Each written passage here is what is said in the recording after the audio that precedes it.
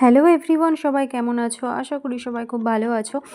আমি নিবেদিতা নিয়ে চলে এসেছি আরেকটি লং ভিডিও। আশা করি তোমাদের ভালো লাগবে। তো দিনটা হলো দিওয়ালির দিন। তো দিওয়ালির দিন তো আগের দিনই তো প্রজ্বলিত প্রদীপ ধরানো হয়, আর দিনের দিন তো মোমবাতি দিই আমরা। আর ঠাকুরের জন্য ধানতেরাসে কি নিয়েছিলাম সেই ভিডিও তো আগেই আমি আপলোড করে দিয়েছি। তো এই যে ঠাকুরকে সব এগুলো আমি দিয়ে দিচ্ছি। তারপর এখন মোমবাতি ধরাবো। এই দিওয়ালির দিন মোমবাতি প্রদীপ ধরাতে কিন্তু আমার খুবই ভালো লাগে। তো প্রতি বছর কিন্তু আমি এই কাজটা করি। তো মোমবাতি ধরানোর পরে ঘরটা কেমন লাগছে অবশ্যই তোমরা জানিও, কেমন লাগছে আমাদের ঠাকুর ঘরটা।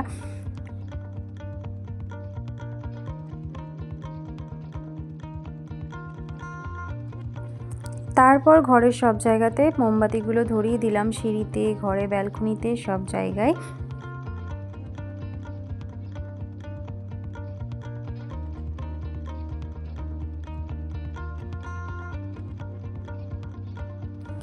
বছরের এই কটা দিন কিন্তু মানে প্রত্যেকটা বাড়িতে এরকম লাইটিং থাকে, তো কি সুন্দর লাগে দেখতে, আমার তো খুবই ভালো লাগে। তো চারিদিকটা দেখো, আমাদের বাড়ির চারিদিকটা মানে চারিদিকে শুধু আলো আর আলো। চারিদিকে সবাই টুনি লাইট জ্বালিয়েছে, দেখতেই পাচ্ছ আমাদের এই পাড়াটা কত সুন্দর সেজে উঠেছে।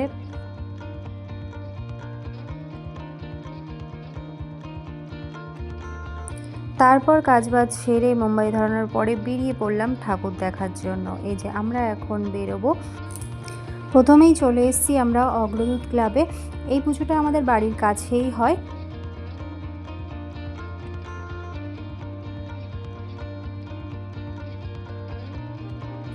তারপর চলে আসলাম আমরা New Star club. New Star ক্লাবটা কিন্তু দারুণ করেছে, দেখতেই পাচ্ছ তোমরা, হেভি সুন্দর করেছে নিউ স্টার ক্লাবটা। এটাও বাড়ির খুবই কাছে, বেশি দূরে নয়।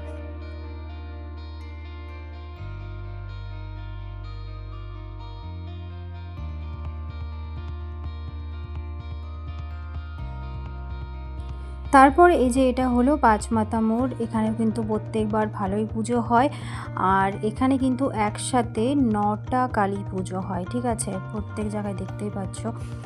তারপরে এই যে চলে এসেছি আমরা সাথী ক্লাবে। এটা হলো একদম স্টেশনের পাশে। তো এই প্যান্ডেলটা কিন্তু প্রত্যেক বছর বড়ই করে, আর প্রত্যেকবারই কিন্তু কপি করে করে। মানে আগের বছরও তাই করেছিল, তাহিরপুরের একটা প্যান্ডেল কপি করে এখানে করেছিল, আর এখানেও কিন্তু সেম। মানে এবছর দুর্গাপুজোই তোমরা ব্লগে হয়তো দেখেছো, তাহিরপুরের প্যান্ডেলের মধ্যে আদি বিদ্যুৎ সঙ্গে যে প্যান্ডেলটা দেখিয়েছিলাম সেই সেম প্যান্ডেল এখানেও করেছে। তাই অত আর দেখার কিছু নেই।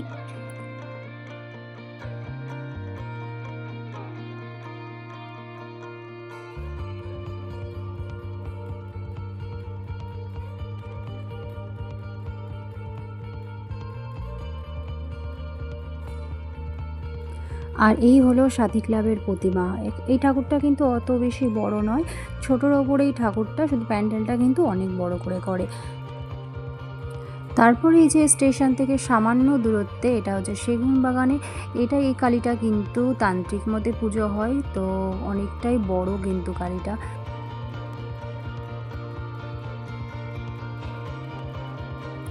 তারপর চলে আসলাম আমরা সেবক সঙ্গে। এটা হচ্ছে সেবক সঙ্গ জকের পাড়া।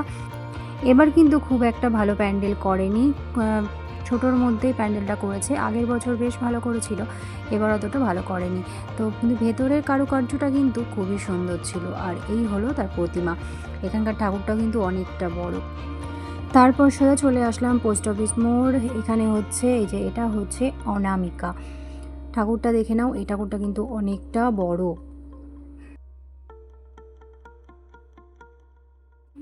এই ঠাকুরগুলো সব পরপর। এবার এটা হচ্ছে টার্গেট।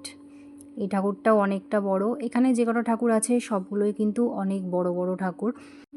তারপর এটা হচ্ছে ক্লাব অ্যাম্বিশন জবা মা।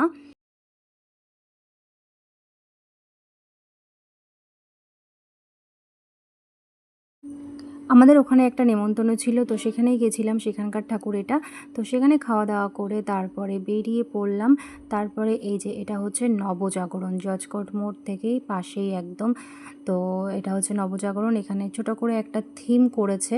এখানকার ঠাকুরটাও কিন্তু খুব সুন্দর। থিমটা দেখে নাও, এখানে ভালোই করেছে ছোটোখাটোর মধ্যে।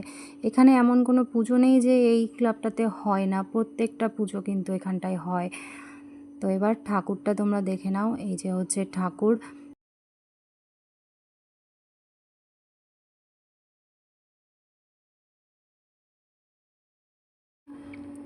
আর এটা হচ্ছে মা কাল ভৈরবী ঠাকুরটা, কিন্তু দারুণ, বেশ মাথার ওপরে দেখতে পাচ্ছ একটা জটা বাঁধা রয়েছে, এর জন্য কিন্তু ঠাকুরটা একটু অন্যরকম রূপ।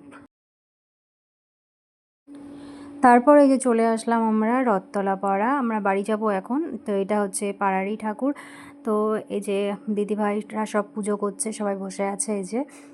চলো তাহলে আজকের ভ্লগ এইটুকু, এবার তবে বাড়ি যাই। আর এই যে আমার চাঙ্গু পাঙ্গুগুলো এসে দাঁড়িয়ে পড়েছে, আসতে যেতে সবসময় গেটের সামনে দাঁড়িয়ে থাকে। চলো তাহলে, বাই বাই।